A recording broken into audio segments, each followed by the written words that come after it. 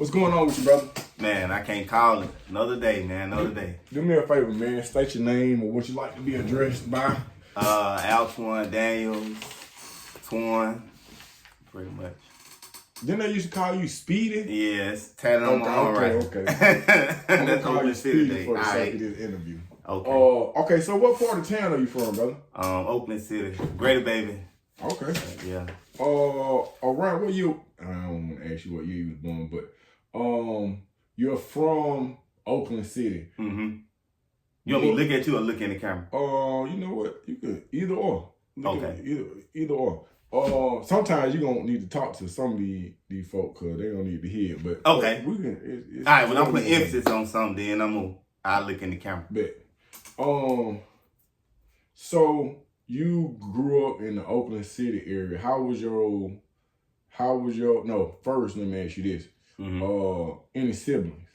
Yeah, I got one brother that grew up in the household with me, and then two stepbrothers. But I don't do the stepbrother thing, you know what I'm saying? So they're my brothers too. Just all boys? Yeah. Okay. And then relationship with mom and dad? Relationship with mom is past now. She died 2018. Yeah. Dad, we all right. But of course, single mother household. Mom coming up, she exposed me to a lot. Yeah. Both of them really, but so as a child, you living with mama and dad, or you just living with mama? They split when I was 2.5. Okay, so you never experienced the double parent household? No, the closest I got to that was going to my dad and my stepmom's house. Okay, and so mom, what was mom's background? What was her education? What was her high school? And that was it. So how was she providing for you and your brothers? Oh, Section 8, food stamps. Yeah. Hood stuff. Yeah. Welfare. Mm-hmm. Yeah. Okay. And provide for herself by, laying down with me, and that was her thing. Okay. Yeah. Okay, so we'll get into that. That's a big one. Yeah. So when did you recognize that mom was on that type of time? Yeah. Around like 4, from what I can remember. Okay. Yeah. So, she would tell me, like, my mom she wasn't too young, but she was 20 when I was born. So that make her like 24. Yeah. Yeah. And we've always, I don't know, she always just vocalized stuff to me. Yeah. Even before she died, she laid out everything she wanted me to do, and she would just, vocalize everything. Yeah. So she'll tell me, I'm about to get ready to call this nigga, and, I need this amount of money, and he finna come and pay it. Yeah. You just stay in the living room. Yeah. And I go, sometimes they'll come to our house. Sometimes we'll go to their house. And I would stay in the living room, but you know what's going on. Yeah. Man, I'm thinking about how because what you dealing with, because some people gonna be like, well, Mom Dukes was a prostitute, but in my mind, you dealt with a truth teller. Yeah. You dealt with a truth teller. Yeah. She was always open. Well, she was open and honest with everybody. Yeah. And she accepted whatever it was she was doing. Uh-huh. And if she had anything to tell you, everybody know. She ain't no cut. Nah, ain't no cutting nothing. That's deep. I gotta ride that because in my mind now that you're in an environment where nobody is sugarcoating anything, they giving you the raw. Yeah. How does that translate to how you interact with women? Well, in your younger days, because I see you got that fat wedding ring on now. In my younger days, okay, it depends on what. Because I started early. I lost my virginity at 7. What? Yeah, in a church. I was just reading a book, and it's by Donna Goins.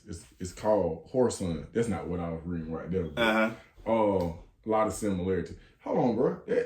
You say you lost your virginity at 7? Yeah, 7. Inside of church. 1, 2, 3, 4, 5, 6, 7. Yeah. Man, break that down. And it ain't even, bro.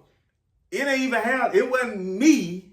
The little girl was 6. Oh man. Yeah, and she came to me. I was going to the bathroom. Yeah. We were at an after school program. Yeah. And I was going to the bathroom. Yeah. And she saw me going to the bathroom. She said, "Hey, come here." She was in this small little room, and I walked over there. She told me everything to do. Pull your pants down. Yeah, she pulled her pants down, put it in. I humped a couple of times. She too was the child of a prostitute. Yeah, and she told me, see, this the crazy thing. She told me, she said, this is my mom, my stepdaddy. This is what I see them doing. Yeah, and she told me she had done it with 3 other boys before me. Man, that's crazy. Yeah. Bro, I ain't lose my virginity until I was 17 years old. Nah, I was 7. That's crazy. So, and not to get too detailed, so we talking about a full intercourse section. Yeah. Yeah, that's wild. But and you at church. Yeah, well, it's out the school program in the church across the street from our elementary school. Gotcha. Yeah, and you asked how, as I got older, bro, like even in high school with the girls, I would give them game. That's how you came in. Even to this day. Yeah. Now, but I learned from listening to my aunties. I learned that. You've been working out too, huh? Yeah, I've been working out. Did my 50 push-up workout. Yeah. I get it in. Yes, sir. Go ahead. But I used to like eavesdrop. I had a fascination with learning about female nature. Yeah. So when they used to talk, I used to eavesdrop. Yeah. And I used to hear them say like, I'm finna get ready to call this nigga and I want to give him some, but I'm not gonna tell him I want to give him some. Yeah. I'm just gonna set it up. Yeah. To get him over here, and he'll have to make the move. Yeah. So I learned early on that it's not, we don't control sex. They do. Yeah. So what I would do, you said me gaming them. Okay, so that was one thing. And then I would learn about the dish sticks, how to get it back tight, taking the bath in the Epsom salt. I knew about all this stuff. Yeah. So I would be gaming them. I'd be telling them. Because it was your mama that taught you. Yes. Yeah. Well, she didn't tell me, but this is what I'm hearing.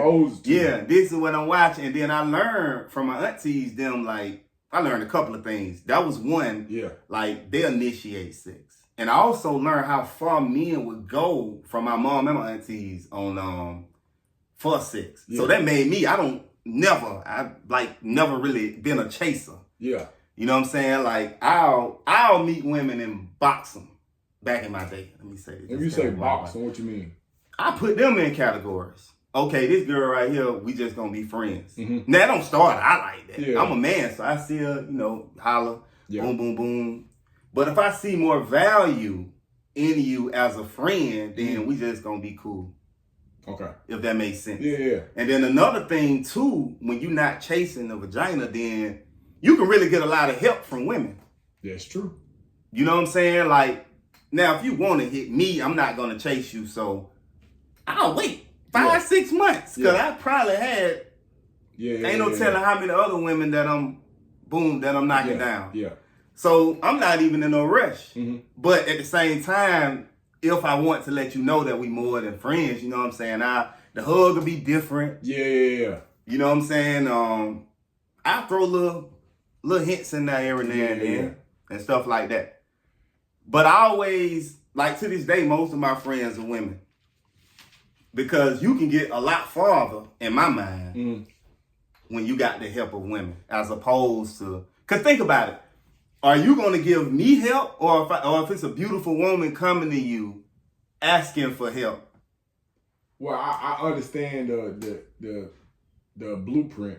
I think it varies with different people, but I understand how it could be that way. So you losing your virginity at such a young age, and now when you're in school, your approach is totally different, because you're not the individual who has chosen and is willing to jump through the obstacle.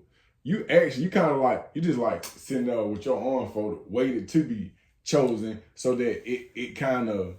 Well, it varies in a sense. That's when you got your rank up. Okay. Any man will tell you when you got your rank up, got your reputation, then you don't have to work as hard. Right. But if you're in an environment where you do, you get the pulling, but you ain't chasing. Again, when you pulling, you seeing what asset. There's no value in chasing, is what you're saying. Well, if you married, you gonna. Yeah, you got to. Yeah, but if you no, because that's how you'll get gamed if you got the psychological the psychology of somebody like me that seen what I seeing your mom them gaming men. That's how you gonna get game. If they able to dangle vagina over your head, and they know you willing to do anything to get it, then it's gonna make you take longer to get it. Big. But you ain't never pimp. Nah, the reason why I got a big heart, and it's something, bro. It's something about me where you know me. So typically when I go into a room, I'm like a light. So most people always just felt like they need to do the right thing around me. I don't know what type of presence I have, but I have that. I done help strippers get off of the pole. I done help girls stop prostituting because they feel in real life, not this. Yes, real life, because they feel like if they doing it around me, then it's some type of guilt that comes from it. Yeah. And I ain't never had the heart to hurt nobody. But what I do is trade-offs. Like, I read a lot. I research a lot. Most of the women that I've known, they ain't trying to read the boring stuff I read. I only read nonfiction. That's it. Yeah. Because I want to know things. Yeah. You know what I'm saying? I don't got time for fantasy. Yeah. But I can help them the same way they can help me. So we help each other with information. We help each other with plugging to this. So we actually helping each other. I ain't just sending them out and say, help me. If I have a resource. It's more like networking, but you like a strong resource or something they can tap into that's going to be worthwhile. Yeah. And then, again, when I met somebody, I want to know what you're doing with yourself. And then from there, I know what it is. Because women say most men don't listen. I'm listening. Because now I can hold you accountable.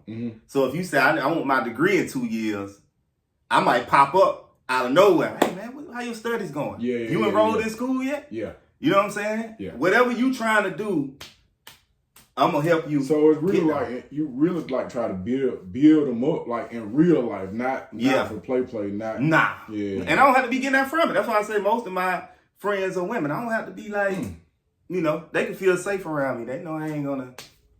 That takes maturity on a whole bunch of different levels, bro. That take maturity on because most men, we out for something. Like, even though we be friends and we'll sprinkle holy water on your hold on, wait. All friendships is give and take.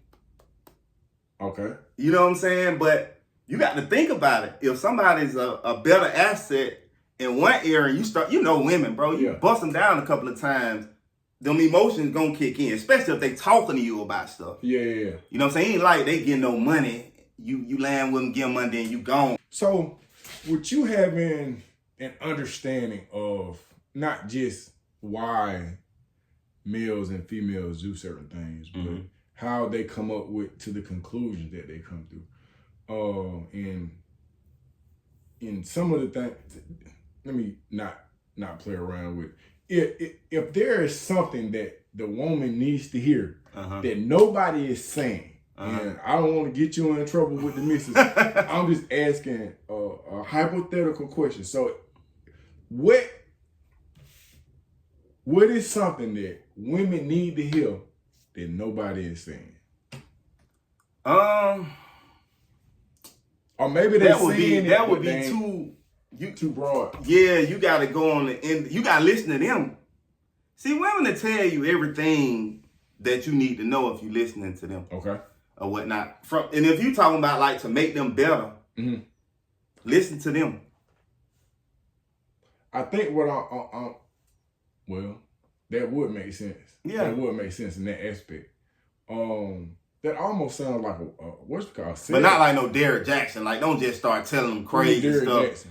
This has got, really, look him up. I am. They know who he is. What about my man who passed away? Kevin Samuels. Yeah. They don't like Kevin Samuels because women like to live in kind of like fairy tale land, bro. Okay. And he knew that. Elaborate on that fairy tale land, please. That's how you can easily trick them. Women go by what they feel. Men go by what they see. So if you can make, a lot of churches are filled up with black women. Yeah. If you can make them feel good, they'll follow you. They'll pay their time. Yeah. Yeah, okay. Yeah, but you gonna go when it's talking about man and woman, you gonna go by what you see. That's why you like, damn, why she got a big ass. Yeah. But they go by what they feel. So if you could tap into their emotions, you got them. And you know they don't really go on logic like that. Man, so that's also, it coincides with an artist saying, oh, you got to drop some songs for the women. Yeah. So you got to cater to that particular population, but you have to do it in a way where it's effective. So where is that line between like make believe and real talk? Because it seems that like a lot of women are living in like aggressively positioned in this fairy tale perception of how even the world is ran or where they fit in the world. Well, actually, they dominate right now. Financially? Yeah. Bro, in almost everything. Elaborate. See, the woman is the advanced version of the man. Me and my wife, we talk about this all the time. We don't talk about it all the time, but it's a conversation that we done had. Okay. So, and the people that's running this world, bro, they know this. Because I'm pretty sure they're more spiritual. They're on a whole nother level spiritually. So, whatever you give a woman, she's going to multiply. I'm pretty sure you've heard that. Mm-hmm. So, if you give her the same position, you tell her equal rights, mm-hmm. she'll blow men out the water. Because again, she's going to multiply whatever it is that you give her. And she's the advanced version of you. Mm. So, when you said that, you said a woman is an advanced version of a man. Mm-hmm. This is true from an emotional aspect as well? I was saying men are only stronger physically. Okay. Women can hold more together emotionally. They're spiritually stronger than us, and they're mentally stronger than us. That's why if you look at the cases on like who does the most killing, mm-hmm. or mm-hmm. who can bear the least. Like some men, not you ain't gonna do nothing like this. I ain't gonna do nothing like this. But you got certain men, they might, it get too hard for them, they just kill everybody, including themselves. Yeah. You know what I'm saying? They have like breakdowns or whatnot, but women are a little bit more stronger in those areas or whatnot. But you said emotionally. Yeah, from one of them. What you saying makes sense, and I wanted to like contrast that or challenge it to. Oh, we could debate. You could come with a circumstance. It's not even that, because then when you saying it, I'm thinking about some of the strongest people I know, and if I'm being honest, some of my most reliable friends are women. Mm-hmm. Of course, I got my brothers who, they come in, so that's why it's kind of, I got some solid brothers in my circle. So it really just depends on what the motivation is. Now, the solid brothers you talking about, you probably talking about strong brothers, mm-hmm. who can lead, without a doubt, who focus more with logic, mm-hmm. or whatnot, and women will follow them, mm-hmm. because they know women like a strong leader. Mm-hmm. You know what I'm saying? That's probably going back to what you asked about the church. Yeah, they see the guy in the pulpit, they see him as a leader, right? You know what I'm saying? And he talking their language. So they gonna follow. And another thing they'll blindly follow somebody too. Blindly? Yeah, if he can tap into them emotions. Yeah, okay, so I've had situations where I'm sitting in church and I come to get fed. And I'm like, I get the feeding, I see it. But then I see other stuff that be going on too. I'm just like, man. They'll kick you out of the church. I ain't gonna say that. I ain't gonna say that. Yeah. Because I don't want to offend nobody. But I'm talking about from everywhere, from the lighting to the constant rhythm. And I'm just like, man, so now I start doing research on just like how our bodies have our electrolytes. Like we have certain things in our body that just react to a certain rhythm. Mm-hmm. You see what I'm saying? So then when I was just like, when they be preaching, then I'm paying attention to like movies, when there's a certain scene and you taking me through these emotions. And I noticed that when it's time to ask for money, that music be a certain kind of way. Mm-hmm. And there's no disrespect for nobody that's asking for no money in church, but what I'm saying, and I just like, where I won't be so emotionally intact, I'm detached, but then that detachment almost turned into a disregard, because I'm just like, I see that flaw right there. Y'all don't see that flaw. Nobody sees that flaw right there. And then I'm consumed with that flaw. I got something to say about what you just said. Come on with it. You aware, but you know that music is one of the highest forms of vibrations. And you know humans are energy. Okay. So the right music can do anything. Yeah, it taps into your emotions. It's the highest form of vibration, music. So it's a strategy in everything. Yes. It's a strategy in everything. Yeah. Do you go to church? Yeah, I do go. How long you been going to church? And what church do you go to? Oh, the Victory.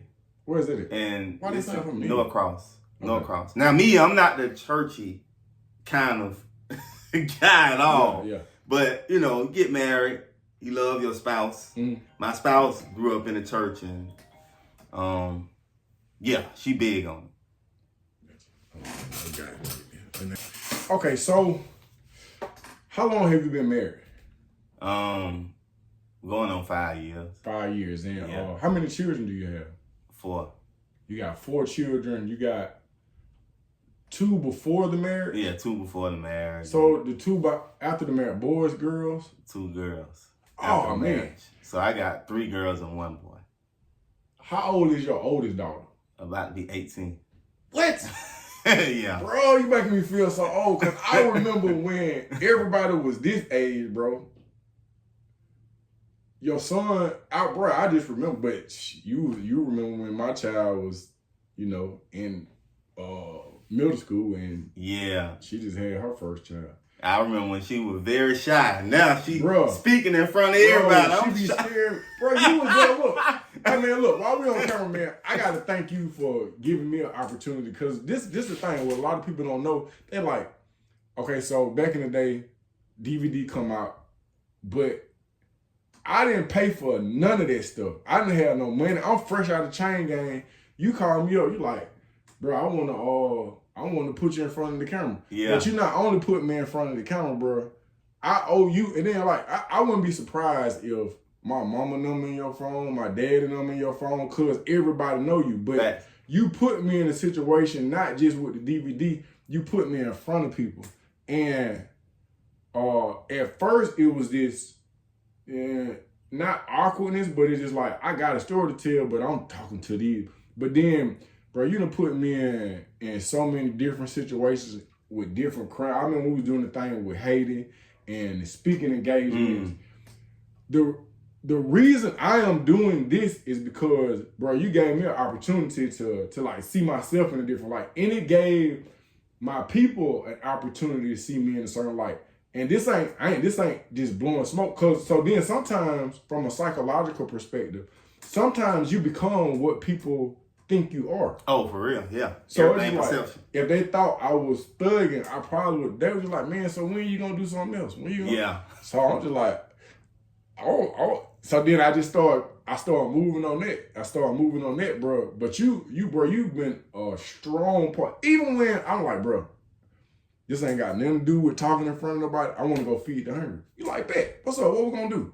I'm talking about we out here on Trinity Avenue in the trenches, giving away clothes, feeding him. Whenever I call you, bro, you always pick up. I'm trying not to splash on the interview because our conversation be so brotherly and like I be listening, but then it give me an opportunity to get it out to. So I'm gonna stop. But I did want to let the people know that, man, like, bro, you gave me an opportunity to do. And look up Altuawn Daniels, man. It is it's directed and filmed by some professional people, man. Yeah, the whole crew, everybody from Jeff to man. Oh yeah, man. And then he went on and did other work. You know what I mean? He went on. I mean, he doing big stuff now, but he did like logos for me. So I got long life relationships with these people, bro, and I really appreciate that. Oh, it's all good. But it allowed my family to see me, and I started just going in that line of work, being. But my DVD for a lot, even today, my DVD, bro, it's a get in there card. That's how I got to the juvenile. And you just seen somebody just call. Yeah. So what I'm saying is, bro, like you really like planted some stuff, bro. I probably owe you 10%. Bro. Listen, that's my thing. That's what we talking about with the same thing. Yeah, I plant seeds in Bro. people. That's what I do. You know what I'm saying? Yes. That's one of my callings. Bro, and I don't never ask for nothing back. Bro, you ain't never asked me for nothing. If anything, you trying to put money in my pocket, bro, you was like, man, you could do this and do this.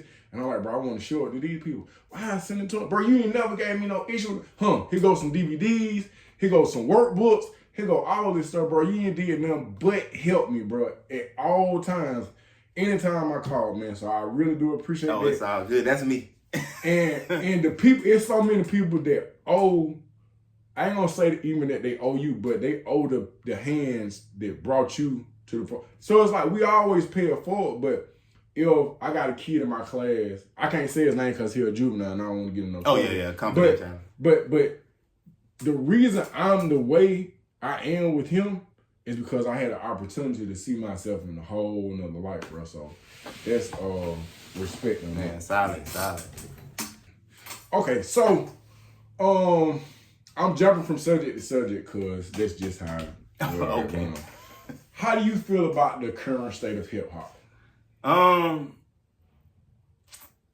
Man, I like what Kendrick and Drake just did. Okay. Because it took us away from everything right now. I listen to it all. Mm-hmm. Everything right now is drill, kill. Even the girl that walked up to T, I don't know if you seen the video. Bro, I seen that. She was like, I'm drilling these niggas and killing these niggas and killing these drilling. His facial expression, I seen it. But he gave her some very good advice. I don't think she was open to it. She wasn't trying to receive it. Nah, but see, I like because I don't think, they both got gangster entourages, but it ain't. Kendrick, in my mind, if and I ain't this is just my opinion. If we had Kendrick and Drake, and you told me, hey, I need for you to write killer, like real killer, for one of these people, Kendrick would be the person I think that has really killed somebody, and you can hear the remorse sometimes in his lyrics, bro. Like then he from Cal, he from Cal. I ain't saying all Cali people kill people, but I'm saying he's got gang affiliation and. He kind of give me that Vince Staples. Mm-hmm. I'm cool now, but I really didn't have to do some real dirt. Oh yeah, Kendrick and J. Cole, the mainstream. They my two favorite mainstream rappers, but they the closest rappers that I feel like to a person like me. Okay. Like you in the hood, but you ain't really doing. You probably done a thing or two, but you ain't really doing too much. Yeah. But you ain't no lame either. So you just like in the middle. Yeah, you know what I'm saying. So, but I like what they did because I don't see like. Nothing really. What about J. Cole's outing of apologizing? Yeah, how you feel about that? I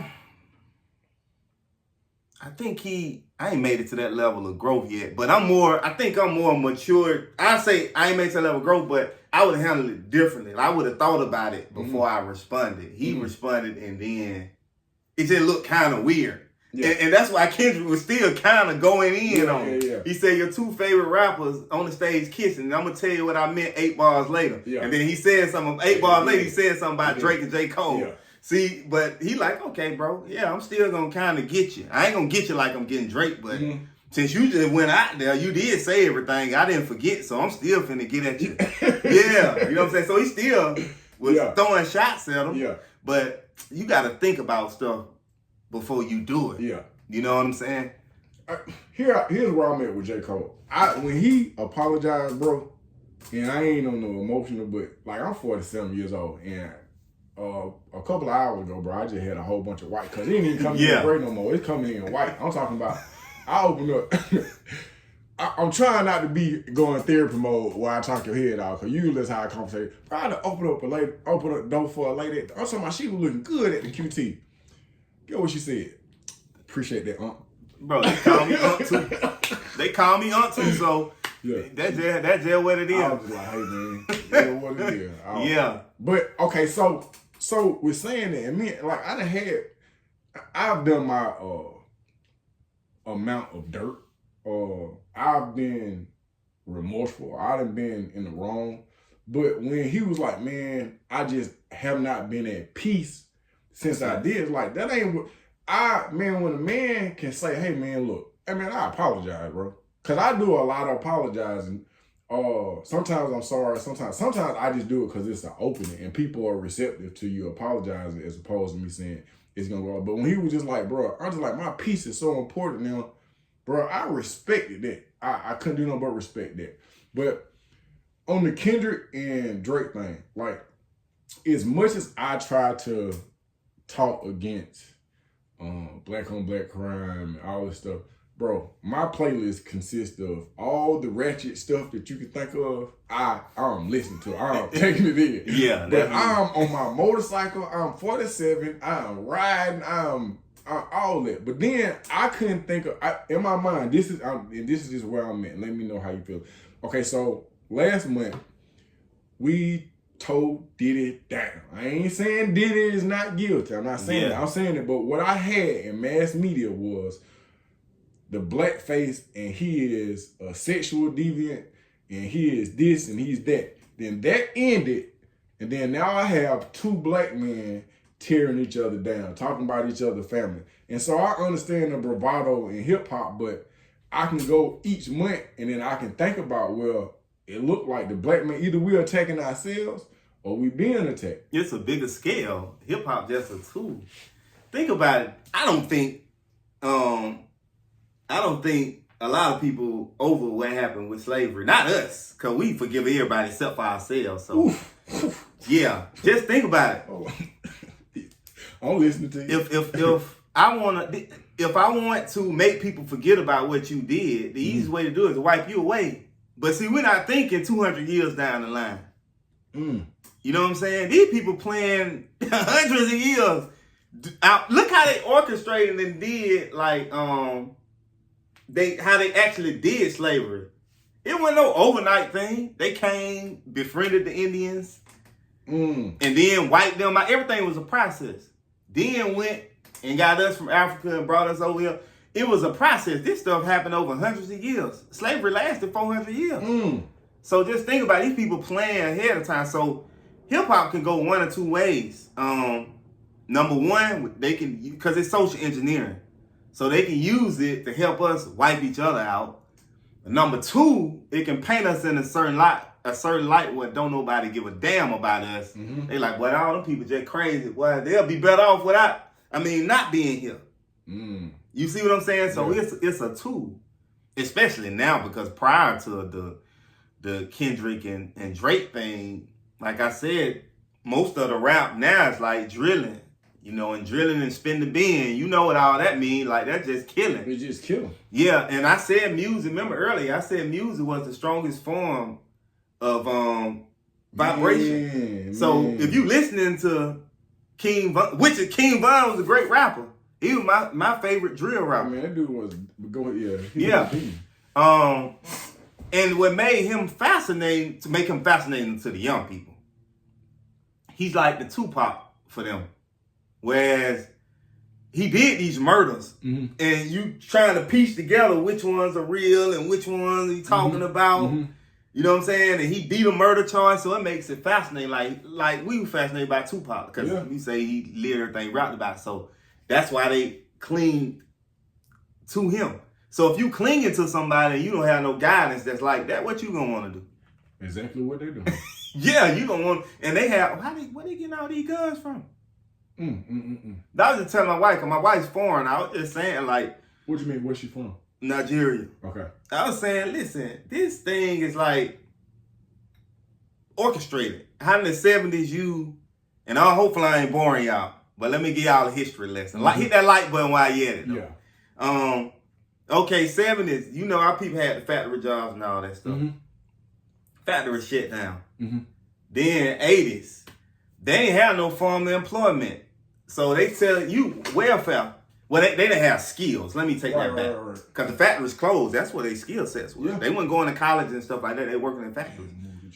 Shut the factories down. Yeah, got rid of the jobs. Then after that, they come with the welfare. All right, boom. So that man can't be there if you want to receive this assistance. Right. So you got to choose us or choose him. They chose the man. Then crack come around. So welfare check can supply the crack habit.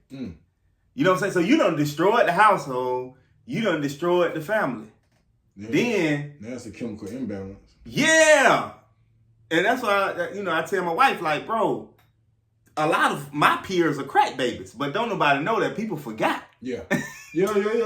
So if you wonder why they're addicted, they don't even know why they're addicted to pills and powder and lean. well, lean is not crack, but they addicted to something. Yeah. They got to have something to pacify them. Mm-hmm. And when we were coming up, it was about the money. Like, bro, if you was smoking anything other than weed, you looked at it as a junkie. But now it's different. Yeah. You get the rappers. Yeah. They rich junkies. Yeah.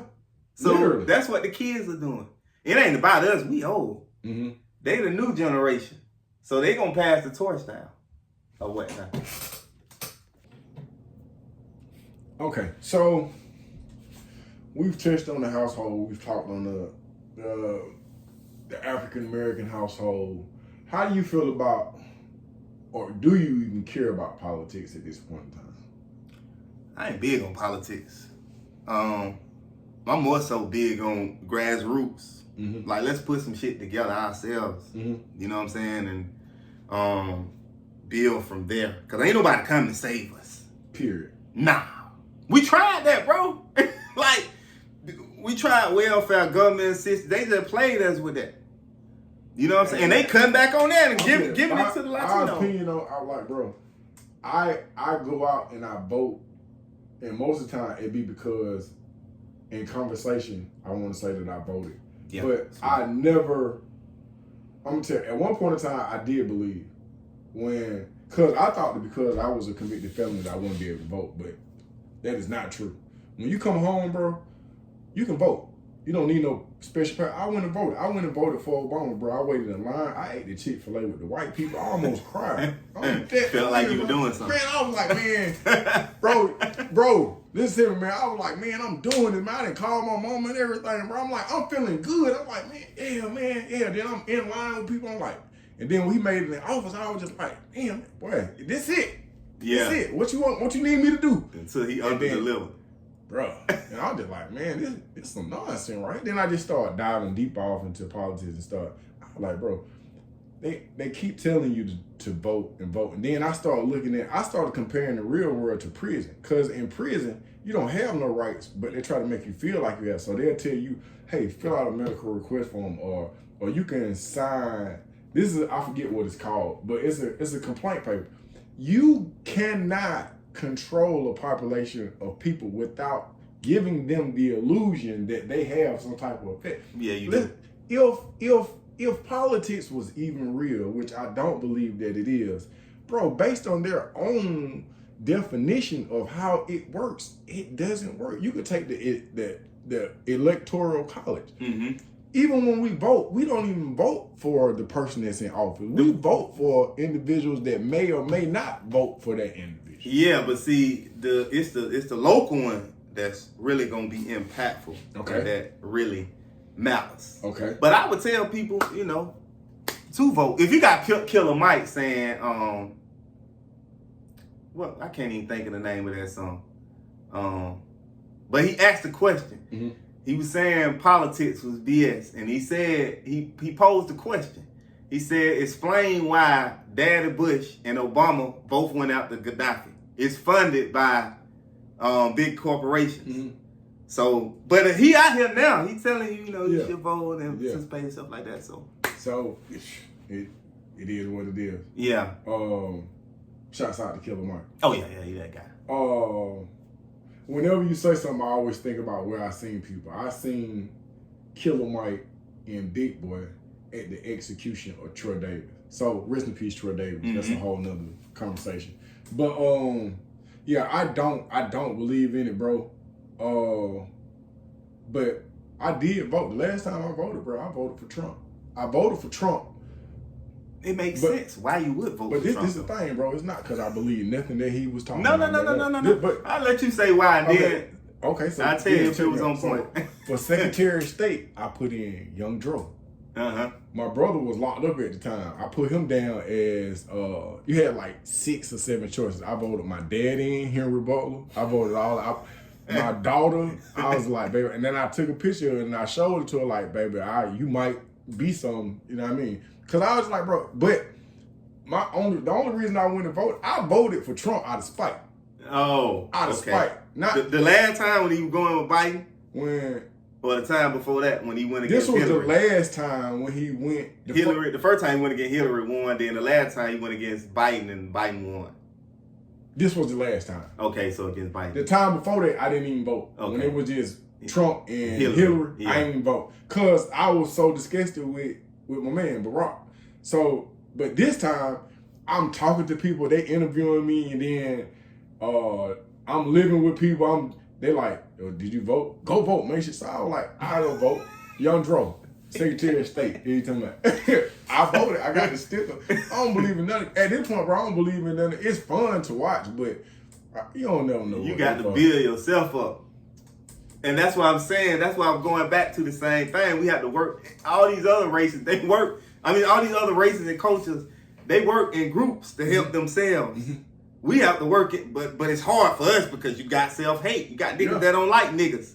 So when you see you get yourself killed trying to preach a positive message on the corner somewhere. Bro, you will, bro. So it's hard. I seen a young dude at the gas station 2 days ago, man. This dude had the stick on.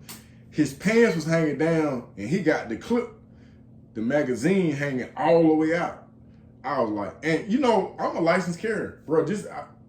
I always have my file. Whenever I leave my house, I always got it. Especially when I've done it, but I always got it on me. And the difference is I don't never wear outside my clothes. Because you come from a class of, well, in our time, you didn't want to show. You get yourself killed. If I pull up and I'm on the F stuff, and I'm about to rob somebody, you having a firearm sticking out on you is the first person. I'm gonna pop you. Yeah, I'm the boss. I gotta make this up out of you. So I was just like, bro, I want to conceal. Believe me, I always got to ain't sure. But I seen this dude, bro, and they were doing something at the ATM machine at the Quick Trip, and I'm paying attention to it because that's just how my mind works. Yeah. This all I said to myself. But you don't make eye contact. But you should have seen that. This right here. I ain't making nothing. I don't want it. But he kept looking over there. I was like, man, maybe he don't see the gray hair. Let me do it right here. Let me stretch like my back. I'm doing all the stuff you do to avoid what's going on. Yeah. In a different environment, but is that self-hatred on my end? Or No. is that me being conscious? No, that's awareness. Bro, people get killed for not being aware. Like, that's how Tupac got killed. You running, hitting the wrong person. He ain't playing the game you playing. This is a stone cold killer you done knocked out. Oh, no. He can't go back to the hood and be like, boy, you like that. You know, street niggas don't really look up. They might do now. Yeah. But back then, bro, they ain't really, they look at rappers soft. Not them caliber. The nigga like, bro, you done let this rap nigga knock you out, bro? Mm-hmm. Nah, he can't go back home like that. This is a killer we talking about. Yeah. So you know, not lack of awareness when you should have just left back and let your entourage handle that and going on about your business. But see, if you looking over at this guy, you ain't aware. Yeah. Then he say, my nigga, what the fuck you looking at? Or he don't say nothing. He just put line popping you. That's how it be sometimes. Yeah, because you aware. That's not you hating yourself. That's being aware. He has the self-hatred. Mm-hmm. You know, he don't like himself. He walking around with the pistol hanging out before it be seen. Portraying the image of everybody. But then again, it's hard for them because everything we grew up more so trying to, we want to be seen, but not like them. Yeah. Like everything got to be seen or it didn't happen. Yeah. You know what I'm saying? So, bro, we sometimes 0 to 100. Them folks on 100. Yeah, they already at 100. Ain't no 0 to nothing. They ready to go. What I do know is you got to watch how you talk to them guys. Yeah. Don't disrespect them. And if you got gray hair, you need to lead with your gray hair folks. Right. They is not playing the ball. They want to do something bad to you, man. I was pulling out the watch call. This is a female. She was just looking at me. I'm with my child. I got it. Well, she don't care. I said, hey, man. Yeah. See, I'll say this and then let you go to the next. It can't be self-hatred because if you had saw me at the ATM, you would have had a problem with looking over there. Somebody that looked like me. Right. But because you saw somebody that you felt like could be a threat, or you could be a threat by looking over there, then it ain't self-hatred, it's awareness. Okay, I can go for that. Because sometimes I take into consideration that sometimes I come off as looking mean. If I don't consciously lift my eyebrows up and show you some teeth, I can come off as being somebody who don't want to be bothered. Yeah. You know what I mean? So I'm aware of that, so I try to show myself in a brighter light. But yeah, I guess that would be, because I don't hate black people. Sometimes I do like, man, this is really some nigga shit that's going on. But they still my people. I'll never turn my back on them. And whatever I can do to help my people, bro, that's what I'm doing. And if I'm being honest about what my fate is, I'm probably gonna die fighting. Yeah. I'm probably gonna die fighting. And I don't even care if it's a victory at the end, cause it ain't my place. What I do know is this, and I told you this years ago, like, bro, man, I got somebody fought for me. So who am I not to fight for them folks? So Right. Martha took that water hose and got bit by them dog, bro. I'm still living by that policy, bro. And if I die, in my mind, when I get to where I'm going, my ancestors gonna be like, we waiting on you, son. You know and what I I will say about our generation, because I ain't gonna lie, nothing against old generation, but they failed us. They ain't even passed down no information. You ain't getting nothing. Bro, Yeah. I just found out I had an older brother. But go ahead. Yeah, I seen that. But yeah, they ain't even passed down like no guidelines to like life, no wisdom, no nothing. We had to figure everything out. But with us, I will say, we're trying to give it to you. yeah, we trying to give it to them. Now, not everybody. You still got some foods. You got to have some foods. That's a part of it. But I do see a lot of people, even rappers like The Game, talking some implies. You know what I'm saying? Yeah. Talking some good positive they will, stuff. Bro. They will. Yeah, they yeah. will. So I think we making some form of improvement, but we can't force nobody to listen. Facts. Yeah. You got to get it. It's just like when you lock a junkie up, he got to go through them withdrawals. Yeah. And these withdrawals right here be long. So you had to give them like the first 5 or 10 years for people. I would change the media for sure. I don't even know if I have no media. Period. I think I'll just knock it out. So when you say the media, we talking about social media? We talking about period, because all of it is programming. What did you used to call it? TV? A television program. It's programming. Radio is programming. TV is programming. Yeah. My mom them used to call movies pictures. Yeah. Motion pictures. That's all this stuff is programming you. So I would knock the media out immediately. That would be the first thing I would do. Bro, it's funny you say that. I don't know if I shared it on camera, but this is my quiet room. I specifically don't have no electronics in here, and then I got this view right here.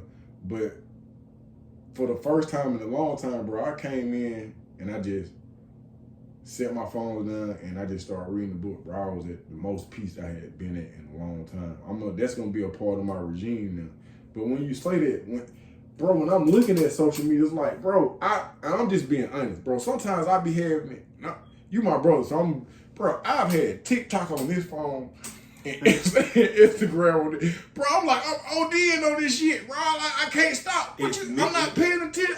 Oh my God. It's meant for it to be that way. Bro. You know what I'm saying? I take a fast. I just came out. I know over the years, I was like, bro, I ain't even on social media. But in my mind, like, he always moved different anyway. But I've just noticed certain times, I was like, bro, he ain't on social media. It ain't because he don't fuck with you.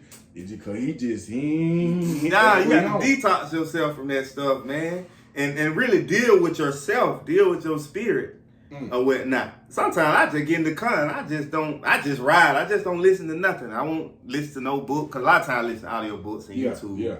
And music, of course. Yeah. But sometimes I just won't turn nothing. I just need to hear my thoughts, hear myself think or whatnot. So I would get rid of the media. That would be the first thing. Number 2, I would take control of the educational system, because that's where everything starts from. And if any youth watching, like the video. I know y'all don't like the word education, because I hated the word education when I was in school.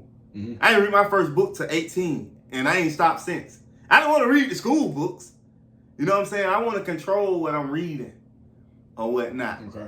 So I would take control of the education, and I would make it a system where you focus more on the child some type of way. When you say the child, what do you mean? Like their individual gifts and talents. Yeah.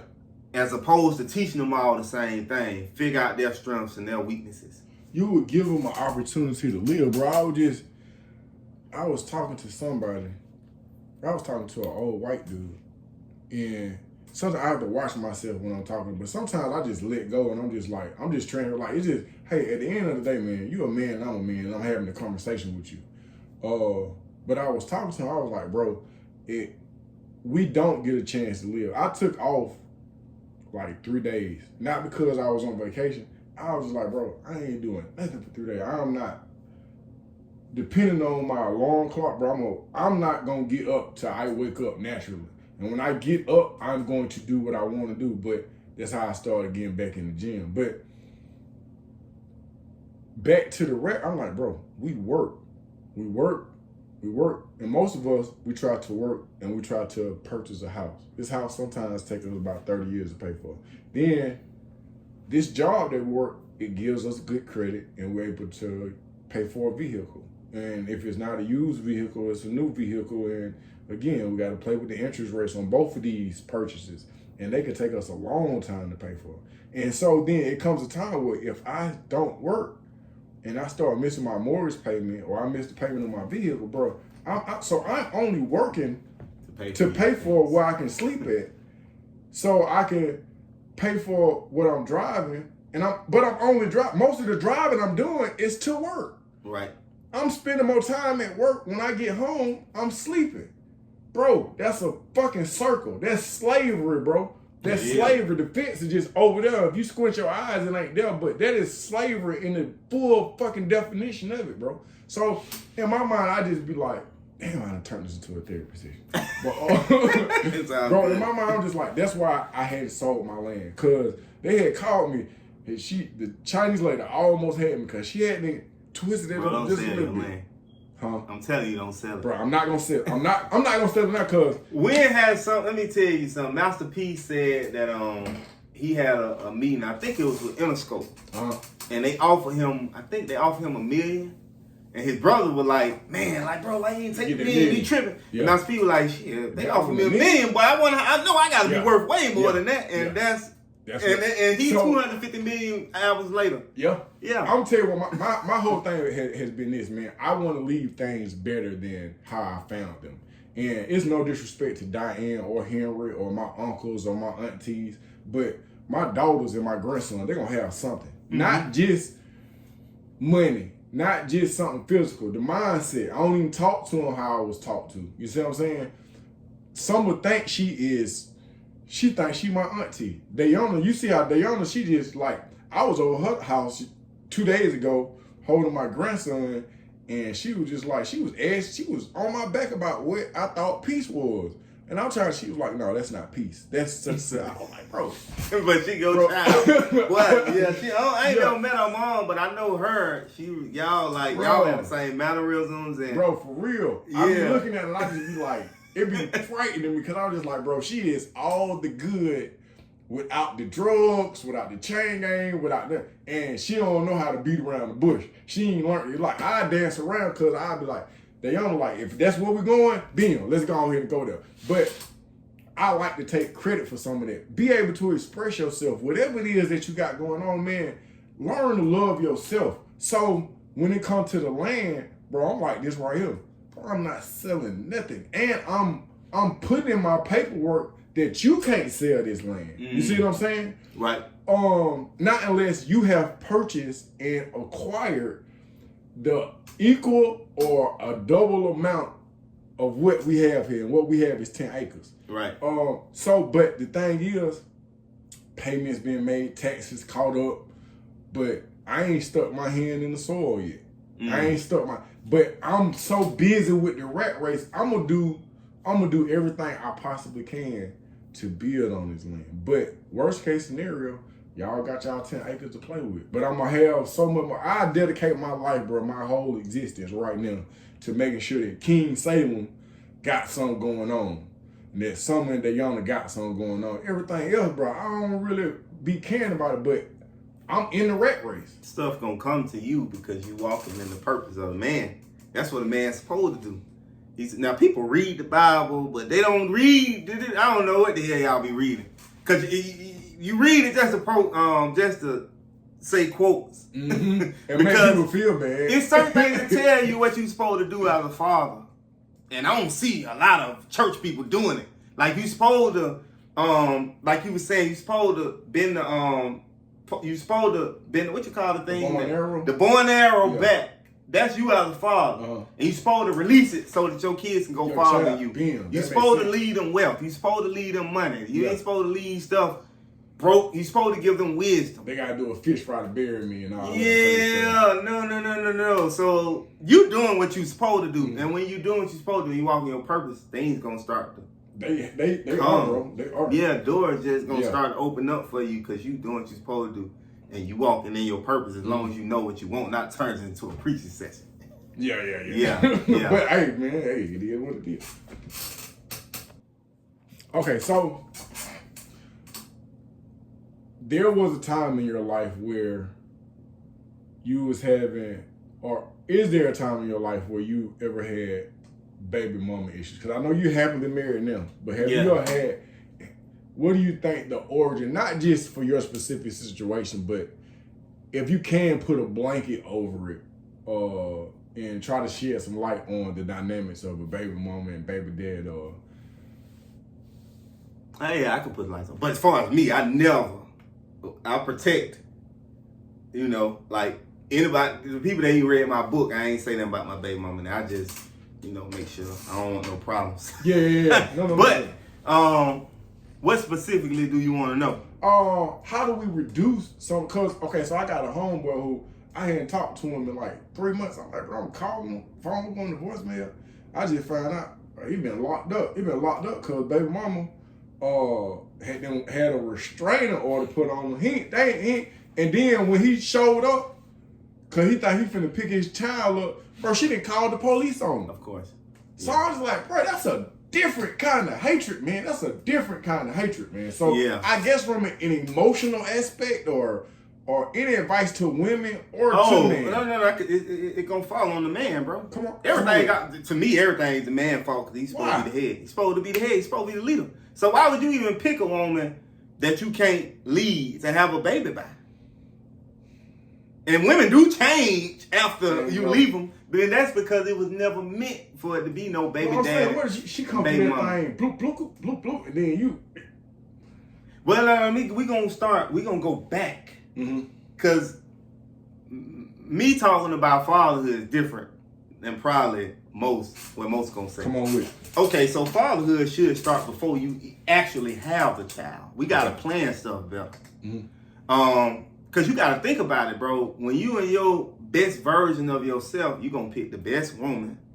You're gonna make better decisions. I had kids before I was who I am. I know what it is to struggle. You trying to learn yourself. You trying to learn these kids. You can't pour from an empty cup. So you need to be pouring into yourself, getting your knowledge up, getting into whatever financial field you want to be in to make sure that you're together. Then you will pick, I believe, a better woman. Gotcha. You know what I'm saying? Because most baby mama issues come from women that we picked in the past. Yeah. Like when the youth. Yeah. The you today probably wouldn't, nothing against nobody baby mama, but the you today probably wouldn't pick that same person. You know, this is the sad part about your boy, man. As righteous as I am, well, yeah, you right. Because it's certain things I just be like, yeah, my child will never be exposed to these type of shenanigans. Yeah. But I can appreciate a certain degree of ratchetness. But as an adult, nah, that's some Saturday night action, bro. I can't. Of course, bro, because you got to think that's what kind of like made me put an eye towards my wife, because I've learned that if you have a daughter, most cases she gonna act like her mama. Now you got lucky. The first one. Yeah, I know the first one. What I want to say is that the women of my children are both awesome women. Yeah. No, I'm saying you got lucky because I see I don't know some of them, I don't see much of some, but I know the mannerism and the vocalness. The first one definitely is all Butler. Hey. Now maybe some of the same way. Maybe your kids might act more like you. Yeah. But see, that ain't the case for most. Most girls gonna act like their mama. You know what I'm saying? So that's what had me gravitate to my wife. You speak 7 different languages, my kids gonna come and yeah. You know what I'm saying? You smart. Hey man, this is me. 7 different languages? Yeah. Bruh. Yeah. You start glowing when we start talking. Every time you mention your wife, your face glow up, bro. Supposed to. But yeah, so that's what's up, bro. You got that, and then it's very smart. Yeah. So you're gonna pass their intelligence, at least my level of thinking. I'm not a dummy either. Yeah. But let me take it back some. If we go back into history, wives and husbands were selected based on the genes and the family. So that's what you have to think about when you picking a baby mama. You got to kind of go for the best genes by looking into her family tree. And if she's smart, she'll look into yours too. I know we don't do that. I wouldn't even talk about it. Bro. Nah. Because y'all are basically doing a gene, this is selection, gene pool and all this stuff. You gotta look at mama, grandma, granddad. My head just started hurting. So what you saying is we have went for the elders take the temperature, they have a relationship, they have all these different elements to take into consideration before pitting these two people together, these two families together. Yeah. And our selection could be as simple as swiping left. Yeah. Yeah, but a woman gonna be a woman. If you hurt her, there's a price to pay for that. So, period. Yeah, so baby mama drama. It was never meant for. I don't think it was ever meant for us to like break up. Baby mama is a thing that was created. Baby dad was a thing that was created. You supposed to get together and have your kids and stay together. Okay. Now certain cultures have, man might have 4 or 5 wives. Yeah. That's a different story. Yeah. But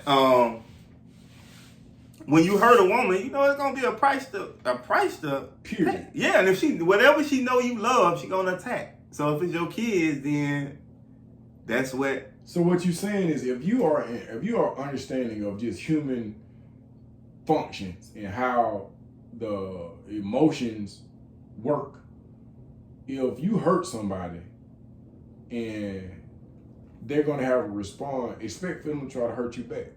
And they're gonna try to hurt you in the way in which if they not past you. Cause I got some homegirl, they won't do nothing to their baby daddy. You know what I learned? The best parenting comes from non-sexual interaction. Definitely don't do that. No, I have to learn that that's the best way. But you know what? I still caught flat.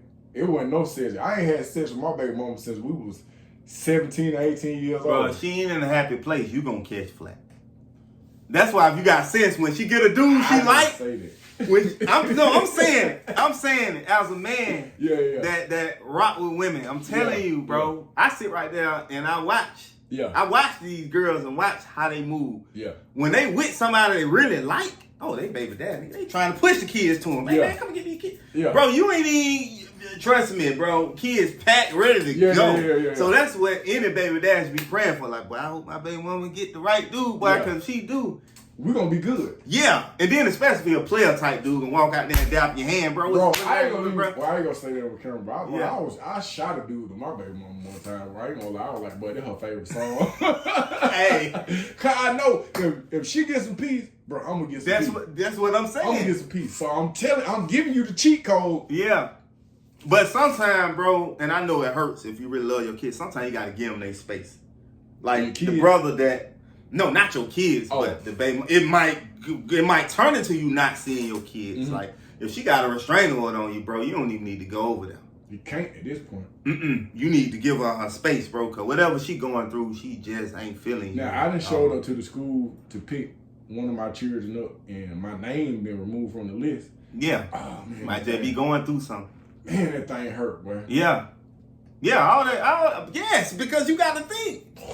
At the end of the day, it's what's ever gonna get up under your skin, and they gonna keep poking around until they find it. They gonna keep poking, and once you react and show them, then it's over.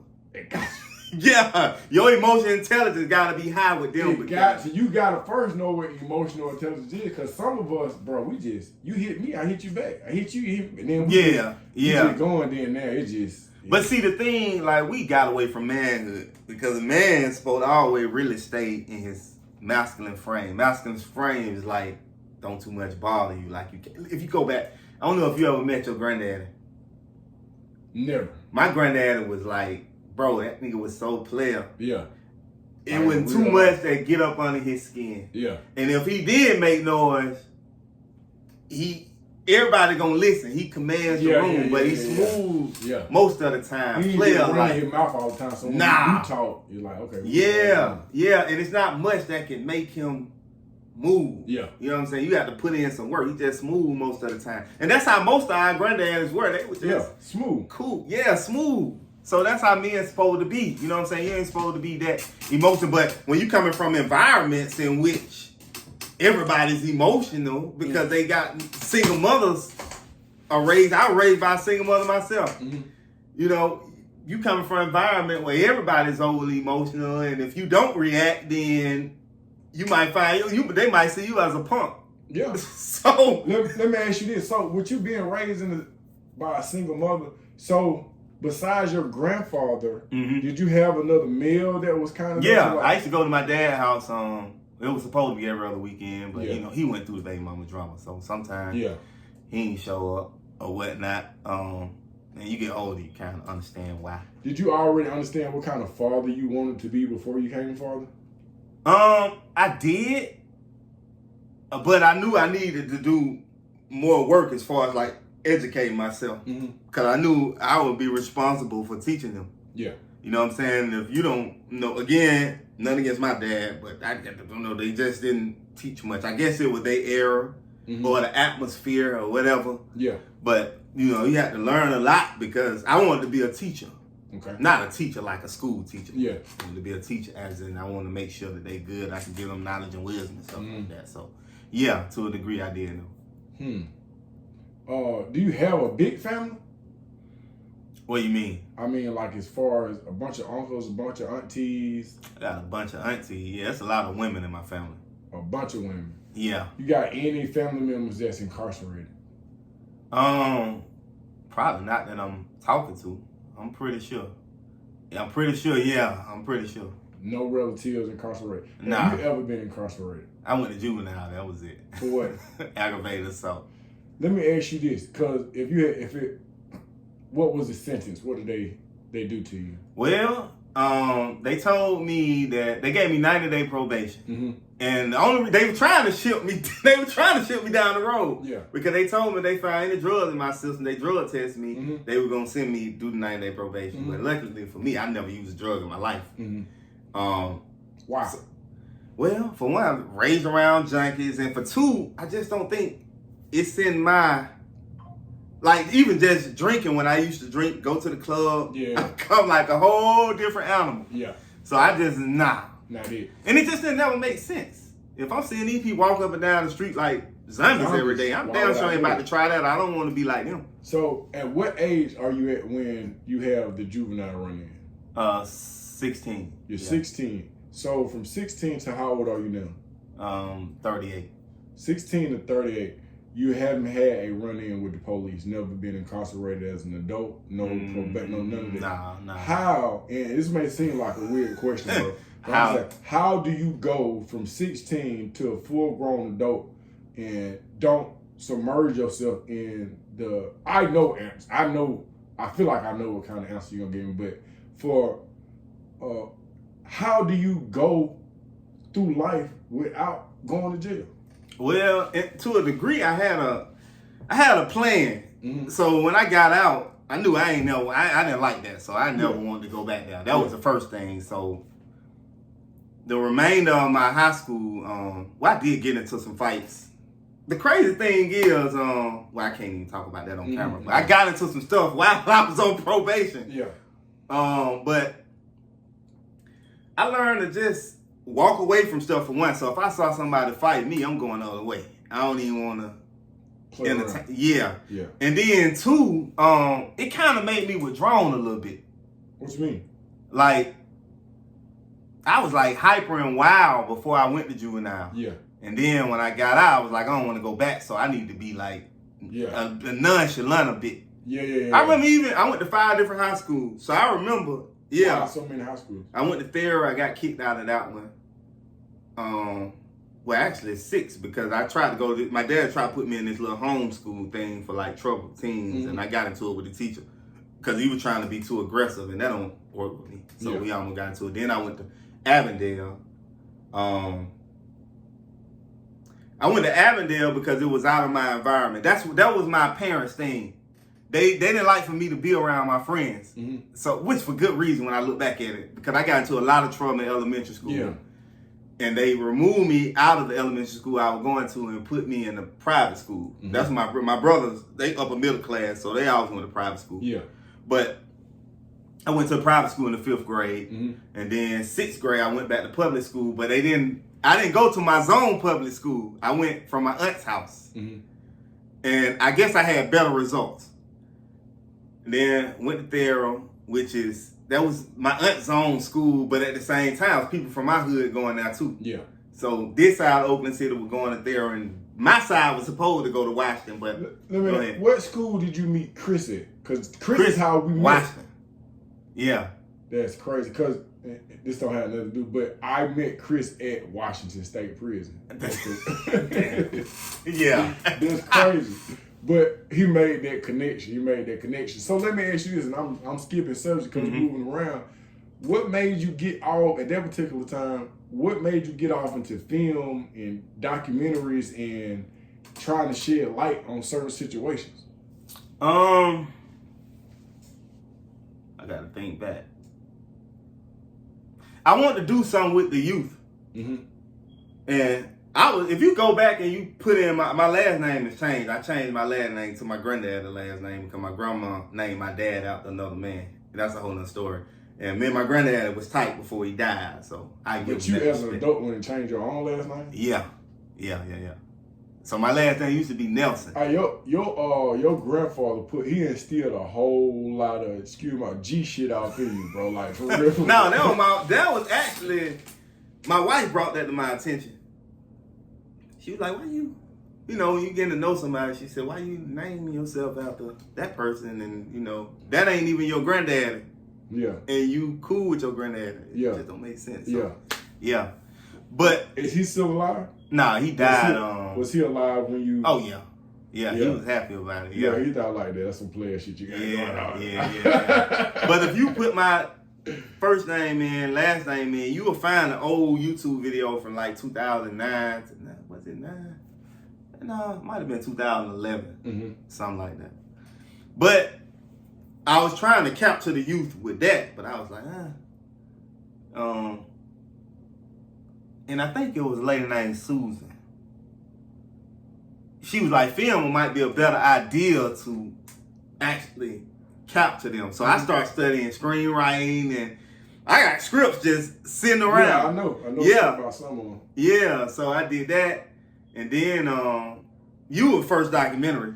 I seen one where y'all was like, you had one, I don't know if that was you, or did you record something else and it was online? Because somebody was selling some drugs in there at the table. I don't know. Yeah. That's, what did we use that for? It was you for some kind. It definitely was me. I know. I remember my little cousin them, and I forgot what we used it for though. Yeah. But yeah, I did see that online though. Yeah.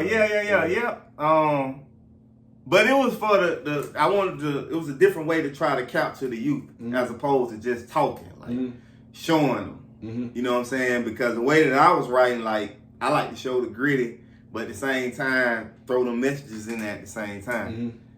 So that's what made me want to get into the film. Are you still dealing with the film, or? Man, I got scripts just sitting around. Are you still actively writing, or? No, I don't actively write. My kids require a lot of time. Yeah. I got girls. And then a wife, so just imagine. But my wife really don't get in the way. It's my girls. They require a lot of. You got girls, so you know. You know what I'm saying? So it would be hard. Like I would have to stay and then try and run business, like But I do understand that with film or anything else, you got to build your brand first. So I would have to build my brand and then start back. Yeah. Would you like to get back off into it? Oh, for sure. Once I get the brand building and I get it to where I want to get it to, then yeah, of course. Got you. In reference,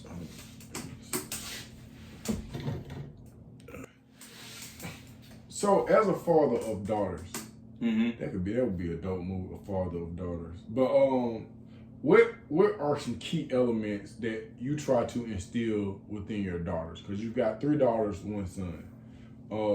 What is it? What are the 3 top things that you try to instill in your daughters? Self-love. Mm-hmm. Let me see. Boundary setting. Mm-hmm. And it depends too, because all 3 of my neither one of them are alike. They're all different. Yeah, they all different. Yeah. So what I learned, I ain't really know this a lot with the first one, but with the last 2, I'm able to see strengths and weaknesses. Mm-hmm. So the common things would be self-love, boundary setting, and let me see, that's something else I naturally just do. And confidence. Mm-hmm. But it's different things for different ones. Just depends on them, because they're not the same. Does your wife have a relationship with her father? Well, yeah, her father passed, but yeah, they were tight. They was called. Yeah. So, have you ever dealt with a woman who did not have a relationship with her father? And is there a big difference? That shit like night and day, bro. How so? Women that have nothing against you if you don't have a good relationship with your father. Me and my mom didn't have the best relationship. Mm-hmm. Like the video, by the way. Every time you say something, yeah.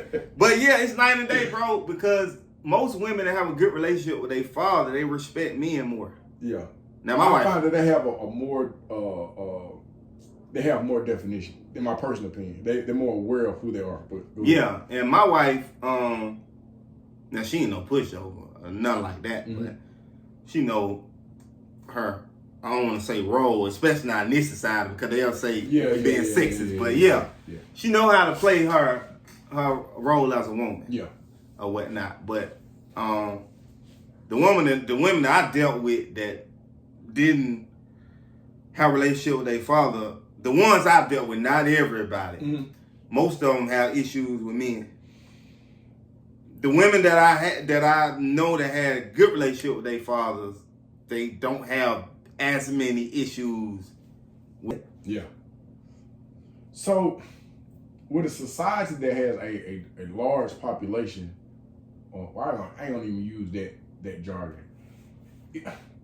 If there is something that can be said to a female who doesn't have a strong relationship with her father, and she is by circumstance forced to raise a man child, what advice or if anything, what can be said to her that would help her along this journey? You're not a man. If you raising a boy, you're not a man. So you got to get him around men, and don't try to tell him what you think men should be or whatnot. Get him around some men. You know what I'm saying? That could. But you do recognize that is happening because they don't even understand what a man would say because they hadn't been around a man. And a lot of time with women, bro, they try to create the man who they would want. What do you mean? With their sons, they try to create the man that they would want. So if they into thugs, then they'll teach him to be a thug. If they into intellectuals, then they may push him into intellectual. And this could be something they passing on subconsciously too. Yeah, you got to get the little guy around men. You know what I'm saying? Yes, that's what I always tell. And strong men too. Yeah, because this go back to what you were saying. They're 100 years and they plotting, and they done already set it up to where there's a shortage. In my community, there's a shortage of black men. Yeah. So, what do we do? What do we do when there's a shortage of black men and there's an aggressive need for them? Man, you have men around, like, even if it's just sports, even if it's out the school program, even I don't know if they still have. You gotta find a man to. Yes, somebody like Omar that's out here like hands on. Yeah. You know what I'm saying? Because men gonna come with a different type of energy. Women gonna you know how y'all are. Men, bro, a man can get him to move something without making all that noise. We have a certain sense of firmness. Hey man, bro, look. Didn't I tell you to get that boom? Yeah, or a look. It could be a look. Yeah. and he gonna get on it. Yeah. Whereas he gonna get tired of that. Cause I know my mom wanted bro, that shit. After a while, he just start going one ear and out the other. Like he ain't even listening to you. And we done with these whippings too, cause man, you can't whoop somebody that's 16, bro, 6'6". I remember I was standing at the sink. My mama had hit me with a pot. I was just like, I ain't even in cry mode, cause now I've been out in the streets fighting. We done with the ass whooping. Yeah. I love you to death, but we done with this shit right here. Yeah, man, you ain't even. It ain't gonna really do much. Yeah. You know what I'm saying? So you got to, and plus, it gonna make your job easier. Because now you got somebody to report him to. All right, don't make me call Mr. Butler now. You know what I'm saying? Bro, I have been there in a number of situations. I sometimes worry about the women who don't have, or sometimes the men be in position, but they don't be stand-up dudes, man. Nah, that's why I said strong dudes. Like, you can't put them around any man. You know what I'm saying? Like, the same thing with what I would tell women about dating. Like, you got to look at what that man has done with his own life. If he ain't done much with his own life. What you expect? Yes. So when you see somebody that has done some stuff with their own life, then, yeah, or you can see, like with social media, you can see you doing the chest work. You can see Omar taking kids overseas. You can see what they're doing. Yeah. Yes, you can see what they're doing. They're the type of men. And one thing about y'all open y'all phone up. Anybody. Got to.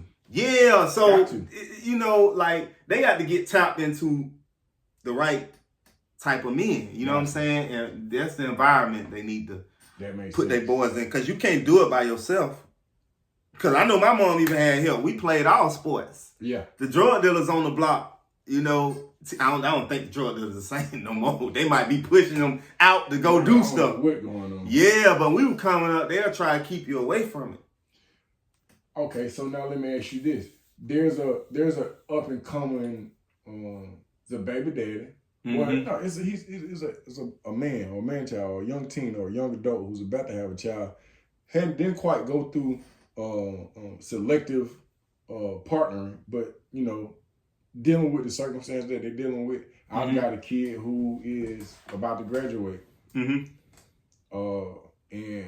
he has a child on the way, and he called me though. He was like, "Hey man, I need to get a job on it." But there's some individuals that may get exposure, or somebody might show them, and they might figure, "Hey man, I ain't working a 9 to 5." I done talked to some young dude like, "Hey, Mr. Butler, I see you with your moonwalks, and this shit look real cute, but I don't live a moonwalk type." I had one dude tell me, he was like, "I'm a private jet type nigga." It's hard for them, bro. That's what I just said earlier with the social media. It's a lot of pressure on these kids, man. Unnecessary pressure, though. Yeah, they doing it to themselves. But sometimes somebody like that, bro, you can talk to them, but sometimes you got to bump. They got to bump their head sometimes. I just hate, because now when they bumping their head, bro, like, and I ain't... You know, with a long sentence of death. No, let me tell you something, man. Prison, and I ain't saying, man, go to prison and get righteous. That is not what I'm saying. I'm saying that, bro, prison ain't even the same no more. Like, I was talking to one of my heart, like, bro, I remember I got into a fist fight with this dude, and I'm being honest, I said it on the interview, I was like, bro, I remember when you had beat me. I ain't lost all my fights, I ain't won all mine, but it built character. But these folks is sticking. These folks is got knives, they is killing you. I just did on Fulton County. Man, them folks got knives on top of knives. I seen that. Bro, they is killing. These folks is thugs for real, man. Like, go ahead. The thing is, they emotional intelligent. They've been... Now, nothing against my single mother. I don't want y'all to think I'm going in on y'all, because I was raised by a single mother. I had to, like, teach myself manhood outside of what the community had taught me. Read a lot of books and did a lot of research just about manhood. But when you, and I think I said this earlier, when you come from an environment where everybody was emotional and reactive, that's all it is. That's why they sticking. If you in that type of environment, you're going to have to do the same thing, or you're going to look weak. And everybody's reacting emotionally. But they have to, I guess they have to see that before they get there, but it's hard for them to see it sometimes. I remember Tupac even said people telling him you about to crash out, but he didn't listen. Yeah. You know what I'm saying? Until he got there. I'm sure you had people telling you, bro, you need to slow down, don't do that. So the thing about changing, like you gonna go, and I try not to put myself in that situation because, you know, it's just hypothetical. But whatever the the rules was for the engagement of war, I was with it. Mm-hmm. I done picked up a knife or two, but the activity that they have, bro, like I was well off of my bed, and I was in the place, I'm at Gladiator School, but these folks is on Wright Street. They ain't even made it. They ain't made it down the road. And they is doing time like, it ain't no different, bro. They just like, these folks is, people getting stuck up. Nigga might have 18 months. He done killed somebody. Now he got a life sentence. And then that's what be scaring me, bro. Like, you be, and then like, if you in the gang, you be like, man, well, okay, so you gotta stab this dude or we gonna stab you up. Then you stab this dude, these folks with cameras. Why do I have footage of you stabbing somebody? Cause I ain't the only person that got acid. Bro, you got the parole boy. They still got parole, bro. You can't parole out. You can't go nowhere. Your face is on the scene. And you killing this dude. Bro, I got footage of these people setting another human being on fire. They done beat this dude and stabbed the dude and set him on fire. Man, you ain't never making parole. Then, how you real... And turn to therapy again, my bad. Yeah, I don't know. It's all good. The best thing they can do, it sound like to stay out of that some type of way. That's it. That's all I can think of. Yeah, because, and they go back to the music. That's what they been drilled to think it's cool. They go back to 100 steps ahead. Yeah. So that's kind of, what that is. Like, the best thing to do is to try to stay out of there because it's only going to get worse. It is literally getting worse. Yeah. And I try to, with the work that I do, bro, like when I say you gave me an opportunity, so I don't take none of that lightly. And before I do certain things, I always take into consideration the people that vouch for me, the people who showed me a way, the people who gave me an opportunity, even with the people who rent my moonwalks, bro. I don't play around with none of that. So in my mind, I say, man, I want to create some stuff where, as opposed to somebody getting sentenced to prison, man, I want to create such a resume of excellence that they'll allow some of these people to go through my program. But if I'm being honest, bro, I have talked to some people, and I feel like, my nigga, you need to be locked up. You're a bad person, bro. Yeah, of course. You're a bad person, bro. You're bad, bro. Yeah, it's a lot of that. It's a lot of, not just with our people either. I be watching some of this crime stuff, bro. Some people just sick. I'm talking about sick. I watched something last night where bro it killed 15. Well, I don't know what his nationality was. He wasn't black though. Mm-hmm. But he killed 15 people. His thing was he gonna go to the bar. He gonna find underage people. When they can't get no drink, he gonna lure them back to his house. And yeah, we can come drink at our house. And then he gonna sleep with them that night. And it was men he was doing this to. And then he gonna strangle them.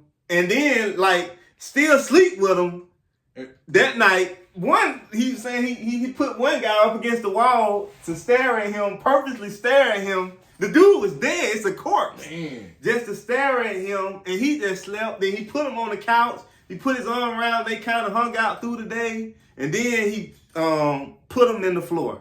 Amen. And he did this to 15 people. Yeah. Some people just sick, yeah. They go for that. Yeah. Because I used to think that everybody would there was some way you could be helped. And then I just realized, I was like, bro, you can't do it all with anger management. Just stay out of that. So you have to help who you can. Me and my wife had these talks too about the seed of Cain. So she called the seed of Cain, like some people just born as like Satan's kids. And you got, what was the other? Abel. Mm-hmm. Those would be good seeds. And some people say seed of Abraham. I don't know this stuff at the back of my head. Y'all Bible scholars, y'all know what I'm talking about. Some people just born like, I met some little dudes in the hood since 3 or 4, they were thugging. And it wasn't nobody could tell them. You know what I'm saying? I know Charles White, he say people aren't born bad. Nah, bro, some people are born bad. Yeah, some people I don't know what it is. They just get off on, they get a high on doing bad stuff. So you can't say it here. This is what I want to ask you because I want to go ahead and wrap this up, man. I appreciate your time. I appreciate you coming out, man, and pulling up on me. If there's something, if you had I don't want to say black people, I want to say people of color. Mm-hmm. if you had everybody's ear and you could whisper something to all of them all at the same time, bro, what would you say? This is young, old, male, female, or however you identify. What would you say to them? Hold before you do that.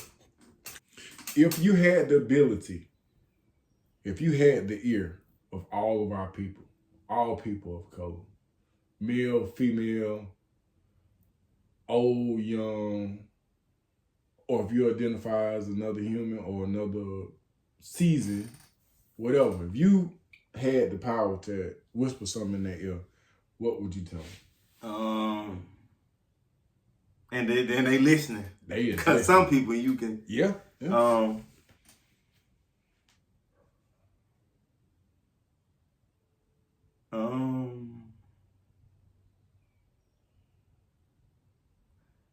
Thoughts of power and words of spells.